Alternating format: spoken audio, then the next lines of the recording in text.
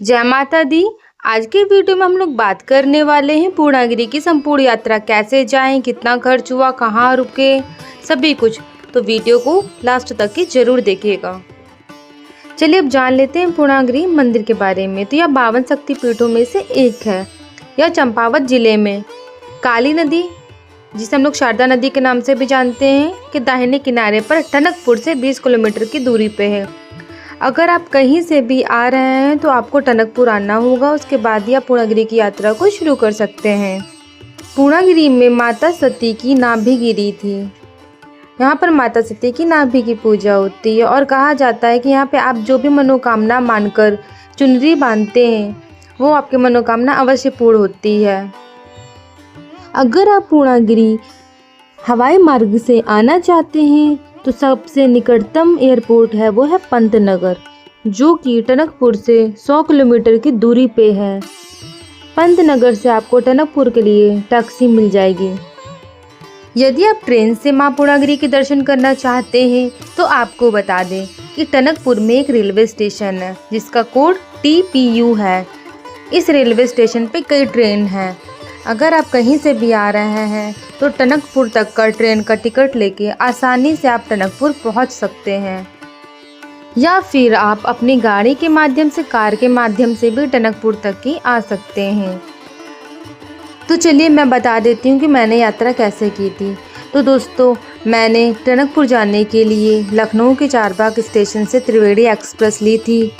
अगर इसके टिकट की बात करें तो इसका टनकपुर का टिकट था, लखनऊ से टनकपुर का, जो अगर जनरल का रिजर्वेशन की बात करें तो वो 236 रुपये पर व्यक्ति था। और फिर उसके बाद गर्मी अधिक होने के कारण मैंने जो AC टिकट लिया था, तो AC टिकट का पर व्यक्ति किराया आपका 587 रुपये पर पर्सन पड़ा था।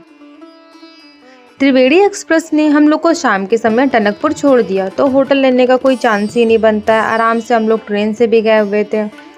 तो सामने जब हम लोग बाहर की ओर निकले, देखिए स्टेशन पे जब आप पहुँचेंगे तो एक स्टेशन से रास्ता है जो आपको बाहर की ओर छोड़ेगा, लेकिन वो हम लोग मेन स्टेशन से बाहर ना निकल कर जिधर ट्रेन खड़ी थी उसके सीधान पे ही चले गए, एकदम सीध पे। तो जब बाहर की ओर निकले तो एक तरफ बस अड्डा था और दूसरी तरफ वो जो छोटी वाली गाड़ियाँ खड़ी होती हैं ऑटो टाइप की, वो खड़ी थी। तो हम लोग बस से ना जाके, क्योंकि बस को भरने में थोड़ा सा समय लगता है और बस में उलझन भी थोड़ी सी लगने लगती है, तो हम लोग ने क्या किया कि जो छोटी वाली ऑटो चलती है उसमें बैठा, उसमें 10-10 रुपये पर पर्सन पड़ा था। तो उसने ले जाके हम लोग को वहाँ छोड़ दिया जहाँ से मैक्स गाड़ियाँ चलती हैं, जो कि टनकपुर से धौलीघाट की ओर चलती हैं। मैक्स गाड़ी में भी वो लोग 15 से 16 सवारी भरते हैं ठूस के, उसके बाद ही वो लोग चलते हैं। रास्ते में आपको पहाड़ दिखाई देंगे जो कि काफ़ी सुंदर दिखते हैं। नदियाँ, नहरें, झरने। फिलहाल तो गर्मी का समय था तो सब सूखा पड़ा था। रास्ता काफ़ी उबड़ खाबड़ था, कभी जीप मैक्स जो ऊपर जा रही थी, कभी नीचे जा रही थी। इस तरीके से हम लोग का जो पहला खोला था वो पार हो चुका था। धौलीघाट पे आने के बाद जो है वो मैक्स वहीं पे रुक जाती है। वहाँ से आगे जाने के लिए जो दूसरा खोला था कि जाने के लिए आपको दूसरी मैक्स करनी पड़ती है। दूसरी मैक्स में भी सेम वैसी 15-16 सवारी भरते हैं, तभी वो लोग आगे चलते हैं। जब हम लोग पहले खोले यानी कि धौलीघाट पे जब पहुंच गए तो वहाँ से दूसरे खोले पे जाने के लिए हम लोग को दूसरी मैक्स जो थी वो धौलीघाट से हम लोग को भैरव बाबा जो है वहाँ तक ही ले जाती है, जिसे हम दूसरे खोले के नाम से भी जानते हैं। यह रास्ता काफ़ी ज़्यादा उबड़ खाबड़ था, बहुत ही ज़्यादा, पहले वाले खोले से भी ज़्यादा भयंकर था। अगर आपको यहाँ पे जब आप दूसरे खोले पे पहुँचेंगे तो वहाँ पे आपको, अगर अपनी गाड़ी से जा रहे हैं तो आप अपनी गाड़ी कहीं भी खड़ी कर सकते हैं, क्योंकि टैक्स वो ऑलरेडी ले चुके होते हैं। तो अगर आपको लेना है तो आप प्रसाद लीजिए जिसकी दुकान के आगे आप गाड़ी खड़ी कर रहे हैं। नहीं मन है तो आप प्रसाद ना लीजिए, आप गाड़ी खड़ी कर सकते हैं, कोई बाउंडेशन नहीं कि आप प्रसाद लीजिए ही लीजिए। हम लोग जब मैक्स से दूसरे खोले पहुंच गए थे तो थोड़ा सा हम लोग को नहाना धोना था, तो हम लोगों ने जहाँ पे प्रसाद लिया था वहीं पे हम लोगों ने अपना थोड़ा सा स्नान वगैरह किया, फ्रेश हुए। फिर वहाँ से हम लोगों ने यात्रा को प्रारंभ किया। शाम के लगभग 6 बजे के आसपास हम लोगों ने चढ़ाई जो है वो शुरू कर दी थी। यहाँ से आपकी चढ़ाई 3 किलोमीटर रह जाती है। लोग कहते हैं आप 3 से 5 के बीच मान सकते हैं। पूर्णागिरि की चढ़ाई करते समय आगे जाने पे आपको 2 मार्ग मिलेंगे। आप कोई भी मार्ग ले सकते हैं। एक सीढ़ियों का मार्ग है, दूसरा पैदल रास्ता है। तो आपको जो भी मार्ग अच्छा लगे आप चूज़ कर सकते हैं। माता रानी के जयकारे लगाकर आगे बढ़ सकते हैं। रास्ते में आपको दुकानें सजी हुई मिलेंगी जहाँ पे आप कुछ भी खरीद सकते हैं और साथ में खा पी भी सकते हैं।